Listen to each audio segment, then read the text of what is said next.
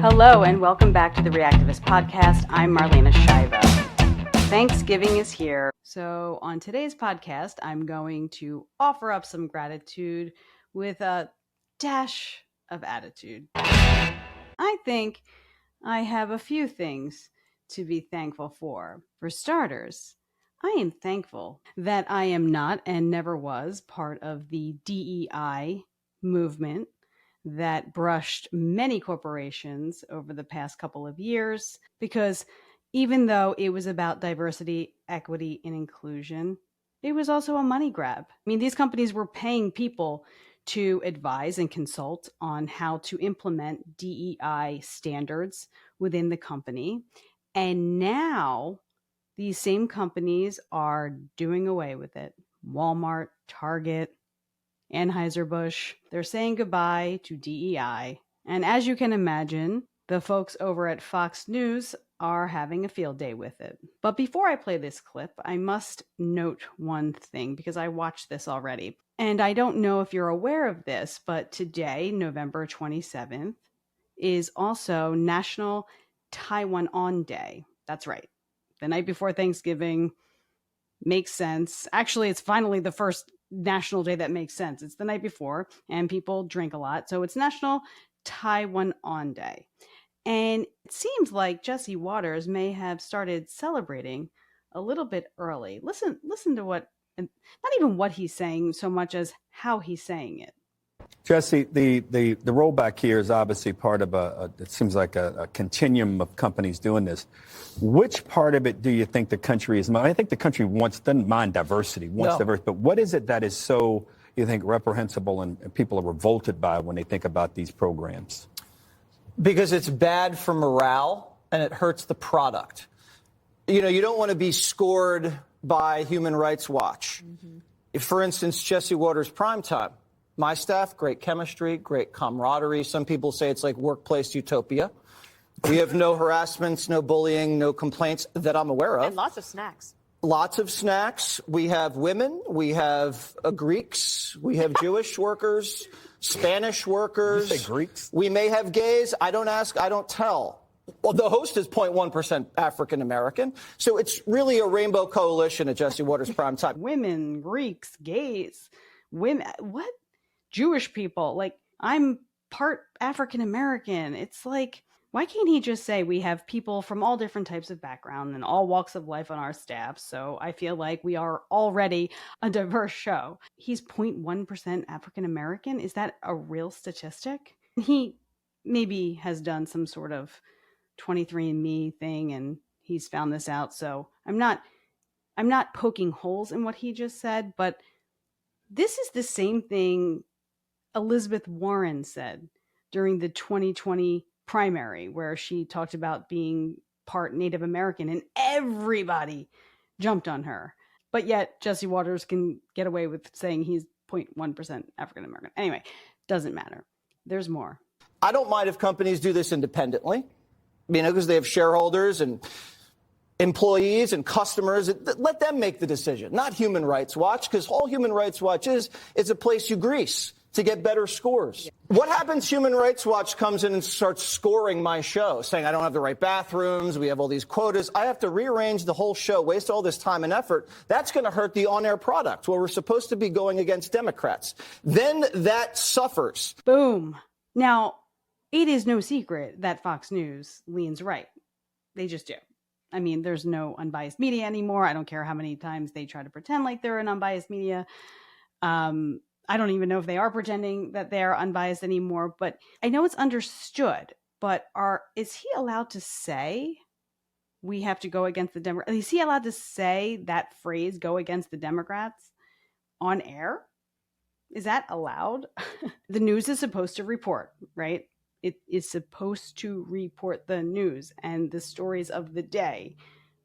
Your mission, whether or not it's true, which I'm sure it is, to go against the Democrats, should be an unspoken mission. I don't think you're supposed to just blatantly say that, Jesse.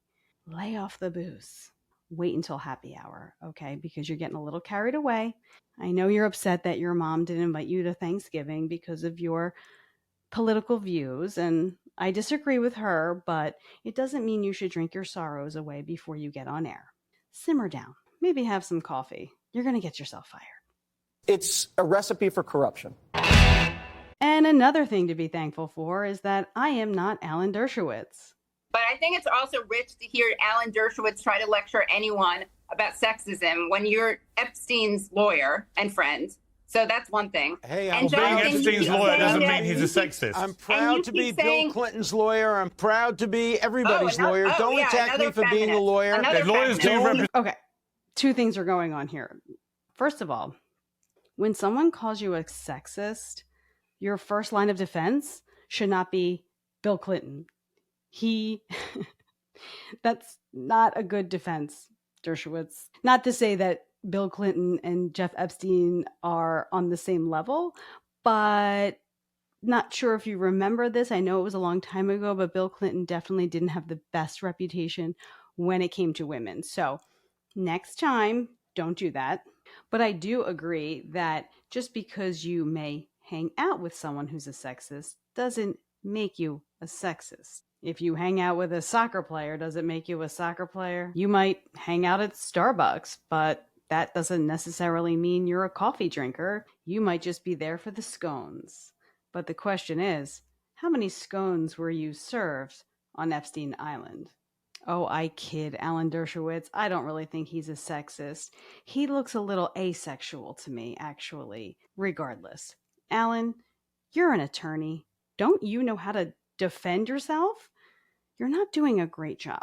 You have represented very high profile people. You should have a few good answers in your pocket. I should not be sitting here telling you the things you should be saying. So that's number one. And number two, is this really Alan Dershowitz, or is this some AI version of Alan Dershowitz? Take a listen. Don't attack Everything me that for those being a clients lawyer. are incredibly That's accused of pure. rape. That's So that's pure consistent. McCarthyism. That's Pure consistent. McCarthyism. That's your lane. Pure Okay. But also, McCarthyism. I want to McCarthy. The man is short circuiting. Somebody do something. I don't know if it's McCarthyism or masochism on Alan Dershowitz's part. I would dial back on doing some media for a little while. I think you need some brushing up on your commentary. Maybe a little R&R over the holiday weekend will help you rejuvenate and recharge your dying batteries.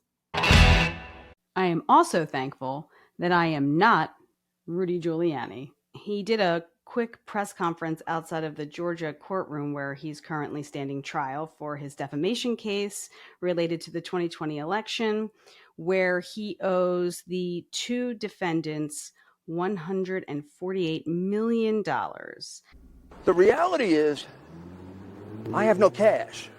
It's all tied up.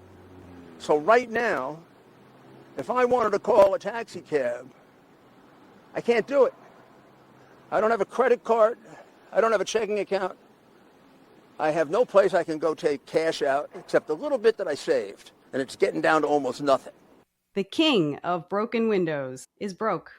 I'm sure there are a lot of people who don't like Rudy Giuliani and do not feel sorry for him. But from a human standpoint, we're talking about a man who was at the top of his game post 9/11 as the mayor of New York City. And prior to that, he turned New York City around. It was very dangerous in the 1980s and the early 90s. And he made New York livable again. People loved Rudy Giuliani. He was a very successful mayor who's an attorney. He's had a long life in politics. He had a radio show that got pulled from him not too long ago after all the legal troubles he's encountered with this defamation case in Georgia. And it just kind of goes to show you that no matter how much success that you have at certain points in your life, there's always a chance that it's going to turn on its head. The man's life is completely unrecognizable. And he kind of did this to himself. He got in bed with Donald Trump during the election denying phase post 2020 election. And given his relationship with Donald Trump and his loyalty to Donald Trump, you'd think someone like Trump might toss the guy some extra scratch. The irony is that New York City right now is, as we know, filled with hundreds of thousands of migrants who live for free and get debit cards on the taxpayer dollars, but Rudy Giuliani can't hail a cab. And speaking of gobs of money and not seeing a dime of it, Warren Buffett has issued a detailed plan about what he will be doing with the $150 billion he has in personal wealth. He's giving away all of his money after his death. Now, Buffett has 3 kids in their 60s and 70s. They will be responsible for distributing this money to charitable organizations. And it's estimated that they may not even get through all of that money to donate. Warren Buffett is also doling out advice for parents of any level of wealth. And that advice was issued in an article by CNBC titled, "Every Parent Should Do This Before They Die." Doesn't ring of holiday spirit, but nonetheless, this is what Warren Buffett says. Be sure each child understands both the logic for your decisions and the responsibilities they will encounter upon your death. Let your kids read your will before you sign it. And he added that your kids should have the ability to ask you questions while you're still around to answer them. If I were one of Warren Buffett's kids, I would definitely be asking a few questions before he's no longer here. Don't get me wrong, being a philanthropist is honorable. However, does that mean the kids don't get any? It wouldn't kill you to take care of your legacy just a little bit. You have a little extra to go around. Apparently, if they may not be able to donate all the money in the 10 years that follows his death, can't they have a little bit? Maybe just a smidge? I mean, if you do the math, even 1% of $150 billion is $150 million. So if he gave 99% away to charitable causes, there would still be $150 million left. I would want a piece of that money. I don't really know what's worse, being from a more modest background and getting nothing, or being the child of Warren Buffett, a billionaire, and getting nothing. I take that back. I know exactly which one is worse. And there you have it, another thing to be thankful for. I am actually very happy to not be the daughter of a billionaire. Well, not that billionaire.